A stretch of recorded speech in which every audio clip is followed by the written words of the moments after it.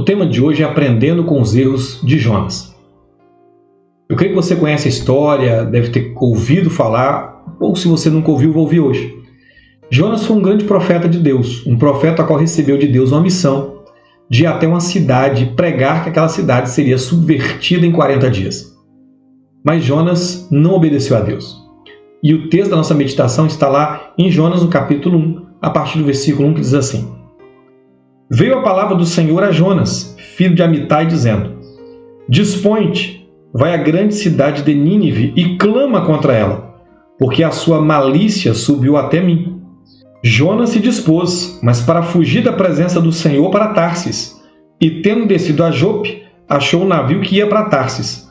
Pagou, pois, a sua passagem e embarcou nele, para ir com eles para Tarsis, para longe da presença do Senhor. Aqui nós temos a descrição da missão de Jonas. O profeta Jonas deveria ir até a grande cidade de Nínive e lá pregar contra ela, porque a malícia, a maldade daquela cidade tinha chegado até o céu. E Deus iria destruir aquela cidade. E Jonas deveria ir lá clamar contra aquela cidade e declarar a sentença de Deus. Mas Jonas ele se dispôs a fugir da vontade de Deus. Assim acontece com muitas pessoas. O primeiro erro, quando Deus vem com algo para você fazer, muitas vezes arrumamos desculpa, arrumamos um jeito de fugir da vontade de Deus. Se você conhece a história, você vai lembrar que quando se descobriram que Jonas estava fugindo de Deus, os marinheiros, no momento de uma tempestade, um temporal que o barco estava para afundar, os marinheiros lançaram a sorte. E a sorte caiu sobre Jonas e perguntaram para ele: vem cá, qual o seu problema? E Jonas falou: eu sou servo de Deus, do Senhor, o Deus dos Hebreus. E ele me mandou pregar na cidade de Nínive, e lá pregar contra ela, mas eu estou fugindo da presença dele.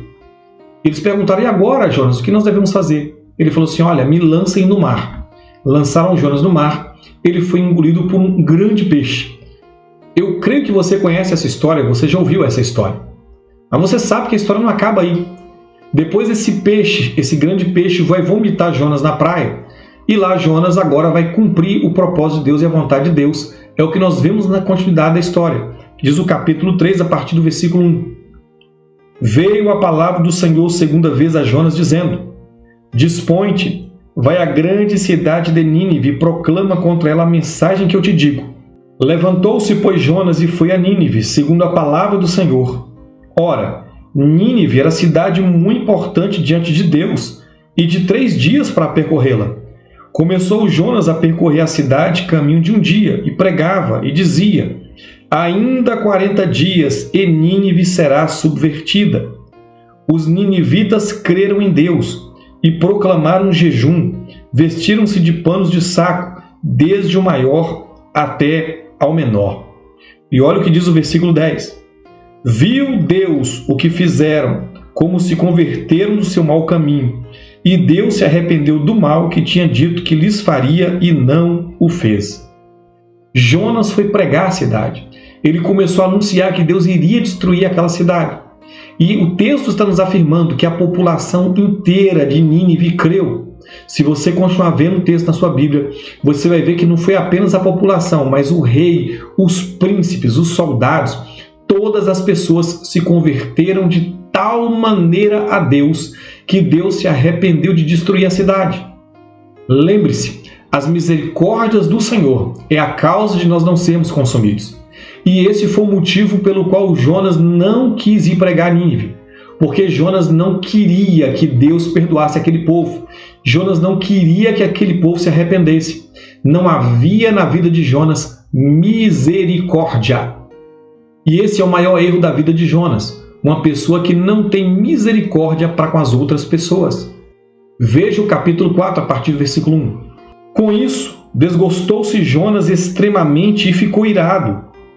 E orou ao Senhor e disse: Ah, Senhor, não foi isso que eu disse estando ainda na minha terra?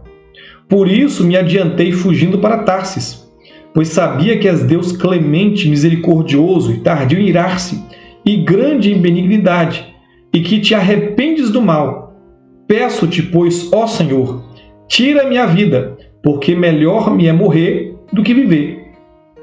Nós vimos aqui Jonas escrevendo: por que eu não queria vir para cá pregar para o povo? Porque eu não queria que eles se arrependessem. porque eu sei que o Senhor é um Deus misericordioso, um Deus bondoso, um Deus tardio em irar-se.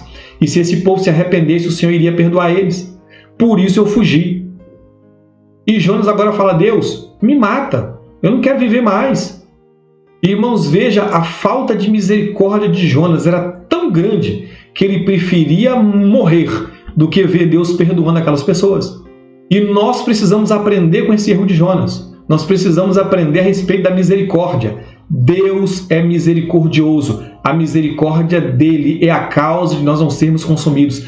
Elas se renovam a cada manhã e elas não têm fim. E nós precisamos manifestar nesse mundo a mesma misericórdia dele, a mesma misericórdia para com as pessoas que nos causam mal. A misericórdia não é para quem faz bem para nós, mas para aqueles que fazem o mal. Nós temos que ter misericórdia dessas pessoas, orar por elas, clamar pela vida delas, instruí-las no caminho de Deus, na vontade de Deus.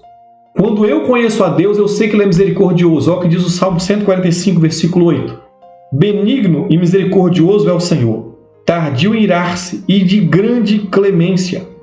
Esse é o nosso Deus, um Deus misericordioso, um Deus clemente, um Deus que está disposto a perdoar os nossos pecados quando nós erramos e que também perdoa os pecados daqueles que nos ofendem, daqueles que fazem o mal contra nós, porque Ele é misericordioso. E eu tenho que entender isso. Eu tenho que orar pelas pessoas à minha volta. Eu tenho que orar por aqueles que fazem mal para mim. E foi isso que o Senhor Jesus nos orientou lá em Lucas, no capítulo 6, versículo 35. Amai, porém, os vossos inimigos, fazei o bem e emprestai, sem esperar nenhuma paga. Será grande o vosso galardão e sereis filhos do Altíssimo, pois Ele é benigno até para com os ingratos e maus. Sede misericordiosos, como também é misericordioso o vosso Pai. Orientação do Senhor Jesus: seja misericordioso, ame os vossos inimigos, ore por eles, clame pela vida deles, porque o nosso Pai, Ele é o maior exemplo que nós temos de alguém que é amor, de alguém que é misericordioso.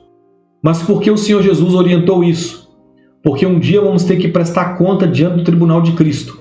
E a mesma maneira que nós tratamos as pessoas aqui, Deus vai nos tratar. É por isso que ele orienta lá na carta de Tiago, lá no capítulo 2, versículo 13, assim: porque o juízo é sem misericórdia para com aquele que não usou de misericórdia. A misericórdia triunfa sobre o juízo. A misericórdia que você manifestou na vida das pessoas que te magoaram, que te ofenderam, que te caluniaram, que se levantaram contra você, a misericórdia que você manifestou com essas pessoas, Deus vai manifestar na sua vida no dia do julgamento, no dia do tribunal de Cristo. Porque a misericórdia, ela vence o juízo, ela vence o tribunal. Então seja misericordioso, haja com misericórdia, não faça como Jonas, que preferiu fugir do que deixar Deus manifestar misericórdia, trazendo arrependimento, trazendo salvação àquela cidade de Nínive. Amém? Eu quero orar por você, para que você imite o teu Pai, imite a Deus, sendo misericordioso, sendo bondoso, sendo amoroso. Pai, eu quero apresentar em tuas mãos o meu irmão, a minha irmã, eu quero clamar em favor da sua família. Pai, que eles não apenas recebam do Senhor a misericórdia, misericórdia que se renova a cada manhã e que é o motivo pelo qual nós não somos consumidos, mas que eles venham manifestar a tua misericórdia para com as pessoas, para com aqueles que se levantam contra eles, aqueles que falam mal deles, aqueles que caluniam, aqueles que falam mal e agem mal contra a vida deles. Eu peço, Pai, ajuda o meu irmão e a minha irmã a serem misericordiosos, como o Senhor é misericordioso. Eu peço em favor dessa família, que a tua graça, a tua paz, a tua bondade, a tua misericórdia, a tua longanimidade, a tua provisão esteja nessa família, em nome de Jesus. Amém, queridos.